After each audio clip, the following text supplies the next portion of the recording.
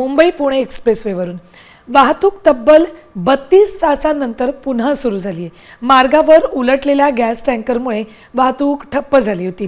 प्रशासनाने आणि आपत्कालीन यंत्रणांनी 4 क्रेनच्या साहाय्याने टँकर बाजूला करून हा मार्ग मोकळा केला। यामुळे दोन्ही बाजूंनी वाहनांच्या लांबच लांब रांगा लागल्या होत्या। अनेक प्रवासी तासनतास अडकून पडल्याने त्यांना मोठा मनस्ताप सहन करावा लागला। टँकर हटवल्यानंतर रस्त्यावरची वाहतूक सुरळीत करण्यासाठी पोलिसांनी विशेष व्यवस्था केली। सध्या वाहतूक हळूहळू पूर्वपदावर येते। वाहन चालकांना सावधगिरी बाळगण्याचे आवाहन केले। थेट जाऊयात महामार्गावर आमचे प्रतिनिधी दिलीप कांबळे उपस्थित आहेत। दिलीप, 32 तासानंतर आता नेमकी इथली परिस्थिती कशी आहे? मुंबई पुणे द्रुतगती महामार्गावर परवाला गॅस टँकर जो आहे तो आळोशी बोगद्याच्या तिथे पलटी झाला होता।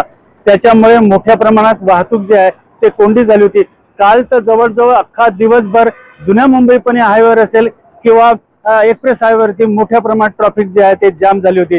मात्र रात्री 1:30च्या सुमारास सर्व वाहतूक जी आहे ते सुरळीत करण्यात आली आहे। जो टँकर जो आहे जो पलटी झाला होता त्याच्यामधून गॅस गळती होत होती त्यालाही उचलण्यात आलं आणि मुंबई पुणे हायवेवरती सर्व जे तीनही लेन आहे त्याही सर्व चालू झालेले आहे आणि जुन्या मुंबई पुणे हायवेवरील सर्व ट्रॅफिक जे आहे ते मोकळी झाले आहे। मात्र हे होत असताना जवळजवळ 32 तासानंतर वाहन चालकांनी हा मोकळा श्वास घेतलेला आहे।